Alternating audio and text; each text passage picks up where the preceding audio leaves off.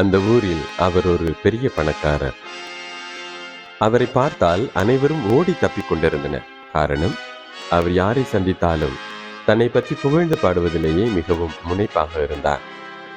என்னை யார் என்று நினைத்தாய் என்று ஆரம்பித்து தன்னை பற்றியே பேசிக் கொண்டிருப்பார். முதலில் அவர் சொல்வதை கேட்பவர்கள், இவர் இவ்வளவு பெரியவரா என்று வியந்தனர். ஆனால் காலப்போக்கில் அவரது பேச்சு மக்களை முகம் சுழிக்க வைத்தது. ஒரு நாள் இந்த உண்மை அவருக்கும் தெரிய வந்தது. தன் தற்புகழ்ச்சியால் மக்கள் தன்னை பற்றி தரக்குறைவாகவே எண்ணுகிறார்கள் என்பது அவருக்கு வேதனையாக இருந்தாலும், எப்படியாவது தான் பிறர் மத்தியில் நான் யார் என்று காட்ட வேண்டும் என்று முடிவு செய்தார். மிக விலை உயர்ந்த ஆடைகளையே அணிந்தார். தன் வீட்டை மிக அழகாக அலங்கரித்தார். பொது இடங்களில் தன் பெயர் வருமாறு பல கட்டிடங்களை கட்டினார். சமூக வலைத்தளங்களில் தன்னை பற்றி பலவாறு காணொளிகளை வெளியிட்டார். ஆலயங்களுக்கு அன்பளிப்பு செய்தார். ஆனாலும் அவரது பெயர் மக்கள் மத்தியில் மாறவில்லை. தன் பெயர் விளங்க வேண்டும் என்பதற்காக இந்த பைத்தியக்காரன் செய்யும் செயல்களை பார்த்தீர்களா என்றுதான் மக்கள் பேசிக் கொண்டார்கள். ஊர்வாயை மூட உலை மூடி இல்லை. எனவே மக்கள் வார்த்தையை கொண்டு தனது புகழையும் மகிழ்ச்சியையும் தீர்மானிக்க கூடாது என்பதை புரிந்து கொண்டார்.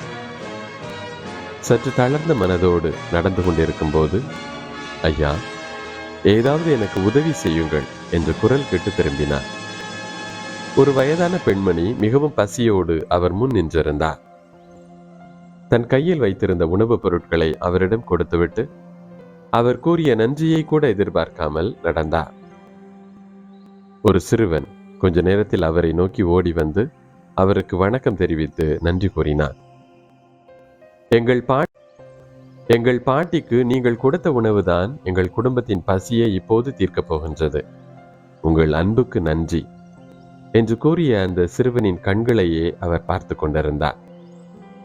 பல விளம்பரங்களை செய்ததில் இல்லாத மகிழ்ச்சி, பல பொய்யான புகழுரைகளை கேட்பதில் இல்லாத ஒரு புகழ்ச்சி அந்த நன்றி சொன்ன கண்களை பார்ப்பதில் இருப்பதை அவர் உணர்ந்தார்.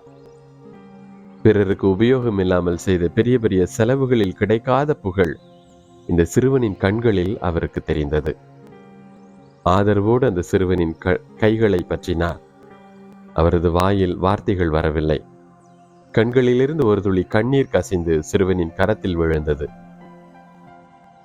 இறைவா, கொடுக்கும் பொழுது மிகுதியாக பெறுகின்றோம் என்ற பிரான்சிஸ் அசிசியாரின் வார்த்தை எங்கிருந்தோ வந்து இனிமையாக அவர் காதுகளில் விழுந்து கொண்டிருந்தன. இறைவன் உங்களை அன்போடு ஆசீர்வதிப்பாராக. இந்த நாள் இனிய நாளாக